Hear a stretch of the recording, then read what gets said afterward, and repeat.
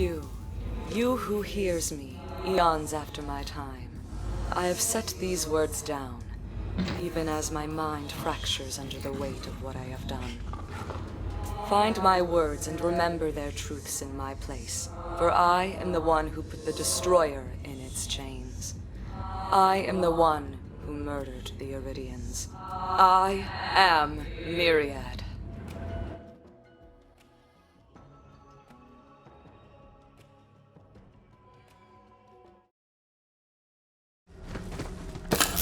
The Iridians knew of the flaw in their design. The cost of putting the Destroyer in its chains meant that there was no one left to throw away the key. All they could do was disguise it, and so it will forever hang in the sky, a small, cold, tidally locked moon, unremarkable even to the dwellers on the surface of the planet. The prison known as Pandora is the most incredible cage ever constructed.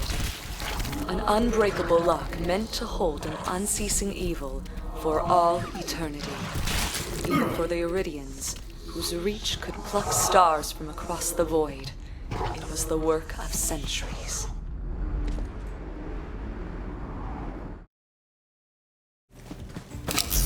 The Destroyer. A practical name for an incomprehensible evil. Surely it has had millions of names more poetic or subtle.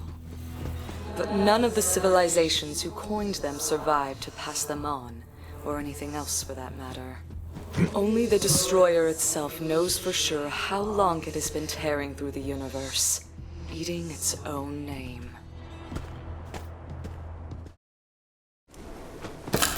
The momentous task of caging the Destroyer was made all the more difficult by its intelligence.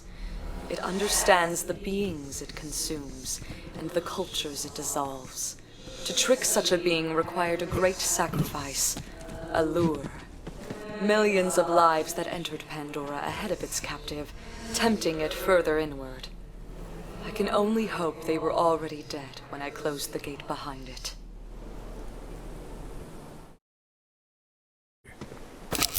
All prisoners must be fed, even the Destroyer. The Iridians devised of a feeding slot that calls wayward souls to open it every 200 years.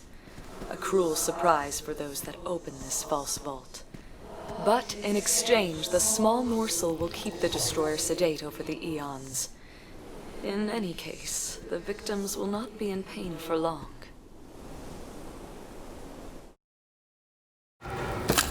Pandora's upper mantle is made of solid iridium.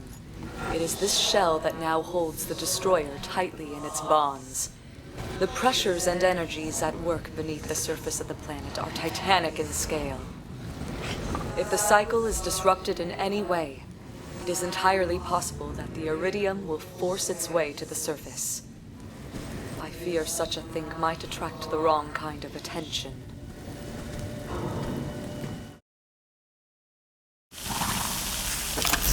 Not all shared the desperate optimism of the Iridians. There were some who hoped to appease the Destroyer and save their own souls by attacking the yet unfinished Pandora. They were met by another of the Iridians' creations, the Warrior. Though their coup was obliterated, the Warrior now sleeps in its own vault, ready to defend it from any who would further trespass against Pandora.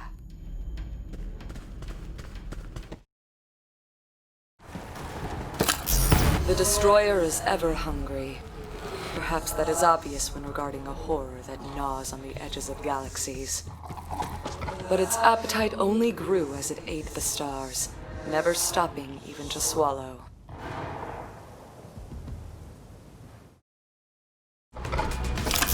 As the Siren Sisterhood, we were the keepers of many answers, but our own nature remained elusive. We never knew our origins, nor our purpose. In this way, we are still undeniably mortal.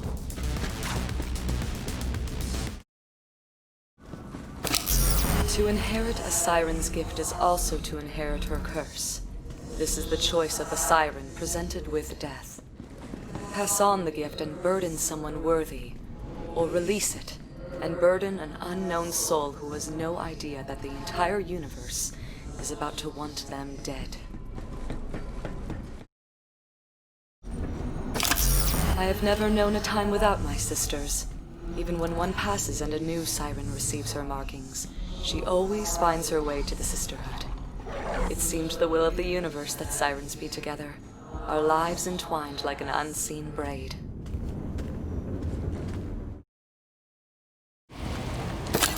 When the Iridians found me, my sisters tried to fight them off, but I stopped them.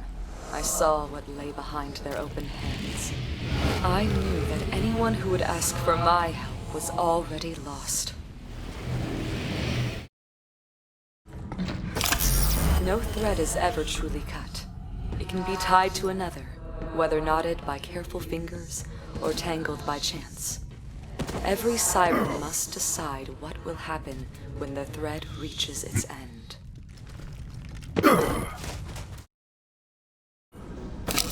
Sirens have been hunted for as long as they have existed.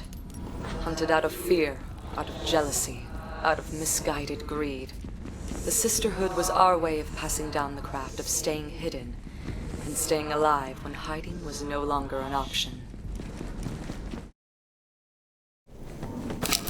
I am a siren. Like the Destroyer, my kind has been called by many names. Oracle, Angel, Witch. Rarely are the names used kindly. I used to hate the ones who feared us, believing them ignorant. I think now, after what I have done, I better understand. I do not believe the Iridians intended the Guardians to be their heirs. Though they are technological marvels, they were held back from true emergence, kept in the dark to be of greater use. I wonder if they resent their creators for it. Even the sharpest knife is still a simple tool.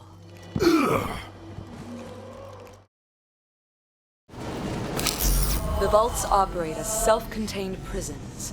The Guardians have no need to serve as jailkeepers, only as sentinels at the walls. Why then bring them so close to consciousness? What purpose has a thinking spear?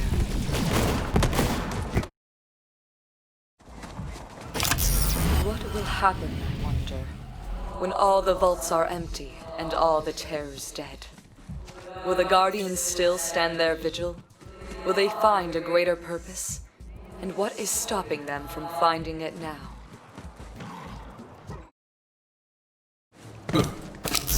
I suspect that some Guardians are keener than others.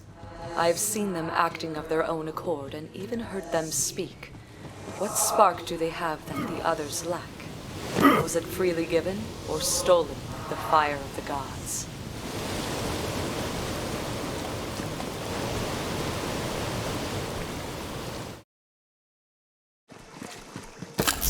The soul of a Guardian is little more than data to be transferred from one shell to another.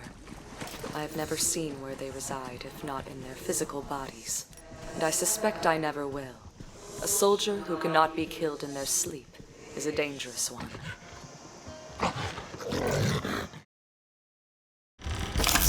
I have seen Guardians change their own bodies, lengthening their blades or strengthening their armor as they require. I wonder how far they might change themselves now, in the absence of their makers.